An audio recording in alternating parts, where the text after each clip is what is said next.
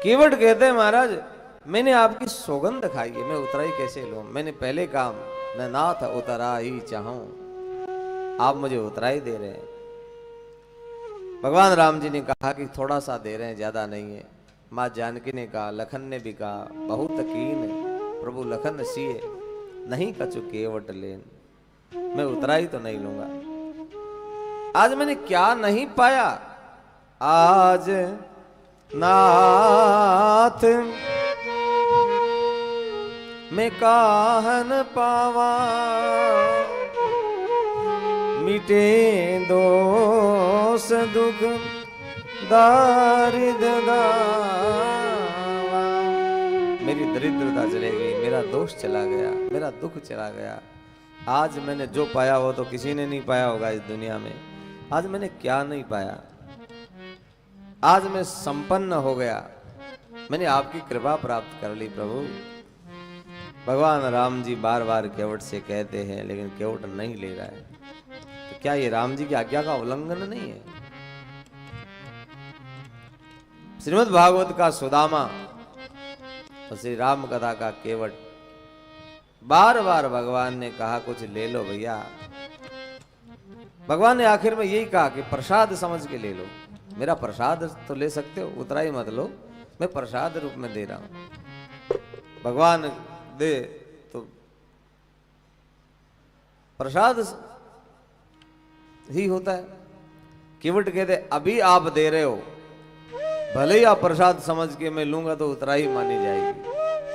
और मेरी माँ के हाथ में एकमात्र एक ये है, इतना तो मैं कंगाल नहीं हूं कि मेरी माँ को देने के लिए ये बाध्य करूं। नहीं प्रभु,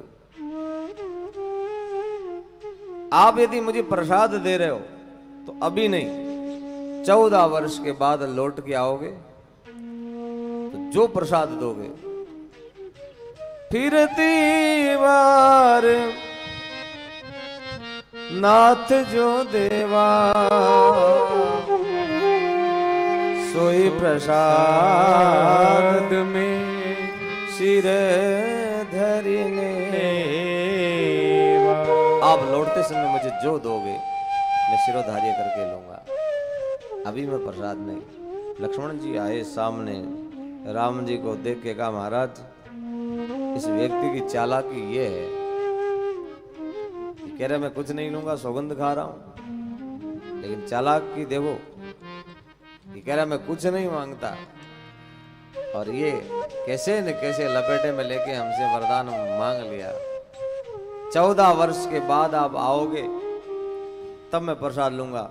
इस व्यक्ति ने हमें बंधन में डाल दिया, अब हमें स्वतंत्र नहीं छोड़ा कि हम और कहीं से चले जाएं। हमें 14 वर्ष के बाद इसको याद रखना पड़ेगा, इधर से ही आना पड़ेगा, और ये जिंदा रहेगा जब तक। आदमी की 2 दिन की जिंदगी का भरोसा नहीं, आगे क्या होगा। ये कह रहे 14 वर्ष के बाद में मैं लूंगा, तो आप यदि उसको वचन दे देंगे कि मैं 14 वर्ष बाद यहाँ से आऊंगा, तो इसको 14 वर्ष की उम्र मिल गई, आयु मिल गई, और क्या चाहिए। 14 वर्ष तक ये नहीं मर पाएगा, इसका प्रारब्ध बदल जाएगा,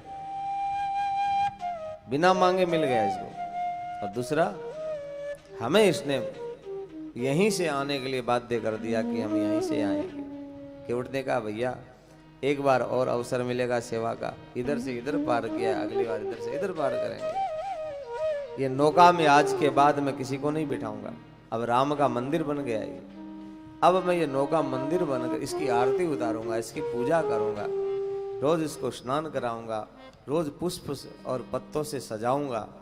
अब ये नौका जब राम इस पार हो गए हैं, राम मेरी नाव में बैठे हैं, अब और कोई इस नाव में नहीं बैठेगा, राम ही बैठेंगे, जब तक मैं प्रतीक्षा करूंगा। अभी तक मैंने आने की प्रतीक्षा करी, अब मैं वापस आने की प्रतीक्षा करूंगा।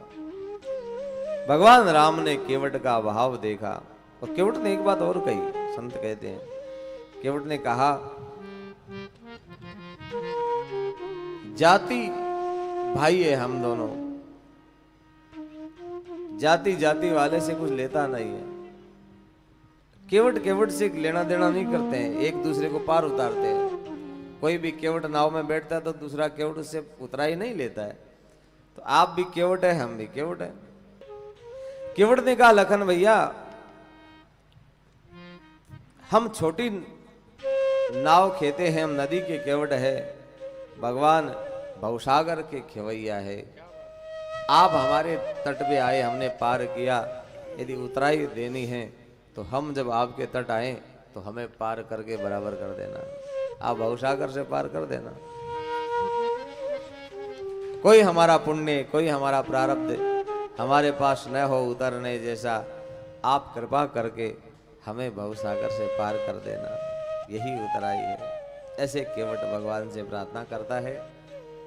बाबा तुलसी कहते हैं, भगवान राम जी ने केवट का भाव देखा, प्रेम देखा, इतना निष्कामता देखी। गरीब आदमी है, 2 जून की रोटी, 2 समय का भोजन भी उपलब्ध नहीं, इतनी कम मजदूरी और इतना गरीबी में भी कोई प्रलोभन नहीं है। बार बार हम देने के लिए कह रहे हैं लेकिन ले नहीं रहा है। केवट जैसा निष्काम भाव होगा तभी भगवान की भक्ति प्राप्त होती है।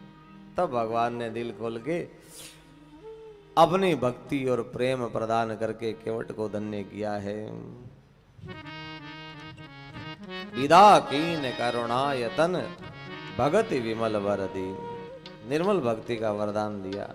केवट वो पा गया जो अति दुर्लभ है। भगवान पदार्थ देने में सबको जल्दी करते हैं, पद देने में जल्दी करते हैं, लेकिन अपना निज पद, अपनी भक्ति देने में सोचते हैं कि भक्ति के बस में हो जाऊंगा, भक्तों के बस में हो जाता हूं, इसलिए भक्ति देने में आज केवट ने वो भक्ति पा ली।